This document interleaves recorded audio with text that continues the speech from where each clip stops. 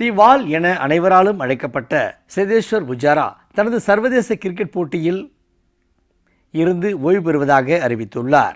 சர்வதேச கிரிக்கெட் பயணத்தில் இந்திய அணிக்காக அவர் ஆற்றிய பங்களிப்பு என்ன, கடந்து வந்த பாதை என்ன என்பது குறித்து விவரிக்கிறது இந்த செய்தி தொகுப்பு. உலக டெஸ்ட் கிரிக்கெட் வரலாற்றில் இந்திய அணியின் தடுப்புச் சுவர் என அனைவராலும் அழைக்கப்பட்ட ராகுல் டிராவிட்டுக்கு இணையாக பேசப்பட்டவர் புஜாரா. நீண்ட நேரம் பேட்டிங் செய்து அணிக்கு அரணாக இருந்து பேட்டிங் வரிசைக்கு நிலைத்தன்மையை வழங்கியவர். எதிரணியின் பந்துவீச்சாளர்களின் தாக்குதல்களை அசால்ட்டாக சமாளித்து அவர்களை சோர்வடைய செய்வதில் வல்லவர் என்பதாலேயே தி வால் என்று அனைவராலும் அழைக்கப்படுகிறார். கவுண்டி போட்டியில் சிறப்பான ஆட்டத்தையும் உள்ளூர் போட்டிகளில் அடுத்தடுத்த முச்சதத்தையும் விளாசி அனைவரின் கவனத்தையும் ஈர்த்தார் புஜாரா. இதனால் டிராவிடின் இடத்திற்கு சரியான தேர்வு புஜாரா தான் என்று இந்திய கிரிக்கெட் வாரியம் முடிவு செய்தது. அவரை முதலில் டெஸ்ட் கிரிக்கெட் போட்டிக்கு தேர்வு செய்து டிராவிட் களமிறங்கும் 3வது வரிசை வாய்ப்பையும் கொடுத்தது. கடந்த 2010ஆம் ஆண்டு ஆஸ்திரேலியா அணிக்கு எதிராக டெஸ்ட் கிரிக்கெட் போட்டியின் மூலம் தனது சர்வதேச கிரிக்கெட் பயணத்தை துவங்கிய 37 வயதான புஜாரா குஜராத் மாநிலத்தை சேர்ந்தவர். வலது கை பேட்ஸ்மேனான இவர் இந்திய அணிக்காக 103 டெஸ்ட் போட்டிகளில் விளையாடி 3 இரட்டை சதம், 19 சதம், 36 அரை சதமுடன் 7195 ரன்கள் எடுத்துள்ளார். 5 ஒருநாள் போட்டிகளில் விளையாடி 51 ரன்களை எடுத்துள்ளார். புஜாராவின் கிரிக்கெட் வாழ்வில் எந்த ஒரு இந்திய வீரருக்கும் இல்லாத ஒரு பெருமை உண்டு என்றால் அது ஆஸ்திரேலியா தொடர்தான். 2018ஆம் ஆண்டு ஆஸ்திரேலியாவில் இந்திய அணி முதல் முறையாக டெஸ்ட் தொடரை வென்றது.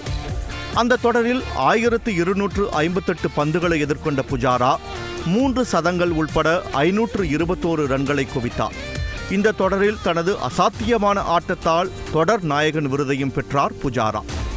இந்தியாவில் டெஸ்ட் போட்டிகளில் அதிக ரன்கள் குவித்த வீரர்களின் பட்டியலில் சச்சின் டெண்டுல்கர், ராகுல் டிராவிட், சுனில் கவாஸ்கர், விராட் கோலி, VVS லட்சுமண், வீரேந்திர சேவாக் மற்றும் சௌரவ் கங்குலி ஆகியோருக்கு பின் 8வது இடத்தில் உள்ளார் புஜாரா. கடந்த 2 ஆண்டுகளாகவே அணியில் இடம் கிடைக்காமல் ஓரங்கட்டப்பட்டு வந்த புஜாரா கடைசியாக 2023ஆம் ஆண்டு உலக டெஸ்ட் சாம்பியன்ஷிப் இறுதிப் போட்டியில் ஆஸ்திரேலியாவுக்கு எதிராக லண்டன் ஓவல் மைதானத்தில் விளையாடினார். அதன் பிறகு ஆஸ்திரேலியா, இங்கிலாந்து அணிகளுக்கு எதிரான தொடரில் வாய்ப்பு கிடைக்கும் என எதிர்பார்க்கப்பட்ட நிலையில் மீண்டும் புறக்கணிக்கப்பட்டதால் தனது ஓய்வு முடிவை அறிவித்துள்ளார். தனது சமூக வலைதள பக்கத்தில் ஓய்வு முடிவை அறிவித்துள்ள இவர் அதில் இந்திய ஜெர்சியை அணிந்து கொண்டு தேசிய கீதம் பாடிக்கொண்டு ஒவ்வொரு முறையும் மைதானத்தில் கால் வைக்கும் போது என்னுடைய சிறந்த செயல்பாட்டை நாட்டிற்காக வழங்க முயற்சித்திருக்கிறேன். நான் என்ன நினைக்கிறேன் என்பதை வார்த்தைகளால் விவரிக்க முடியாது. எல்லோரும் சொல்வது போல் அனைத்து நல்ல விஷயங்களுக்கும் ஒரு முடிவு இருக்கும். எனக்கு இந்த பயணம் மிகவும் சிறப்பானதாக அமைந்தது. மிகுந்த நன்றியுடன் அனைத்து வகையான இந்திய கிரிக்கெட் போட்டிகளிலிருந்தும் ஓய்வு பெற முடிவு செய்துள்ளேன் என்று அவர் குறிப்பிட்டுள்ளார். அனைவரின் அன்புக்கும் ஆதரவிற்கும் நன்றி என அவர் தெரிவித்துள்ளார். புஜாராவின் திடீர் ஓய்வு முடிவால் அவருடைய ரசிகர்கள் அதிர்ச்சி அடைந்துள்ளனர். இந்திய கிரிக்கெட்டில் மும்பை, பெங்களூரு, ஹைதராபாத், டெல்லி போன்ற பெரிய நகரங்களில் இருந்து வந்த வீரர்களே அதிகம்.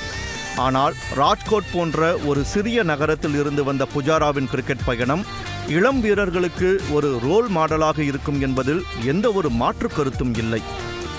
ஜெயா பிளஸ் செய்திகளுக்காக செய்தியாளர் முத்துக்குமார்.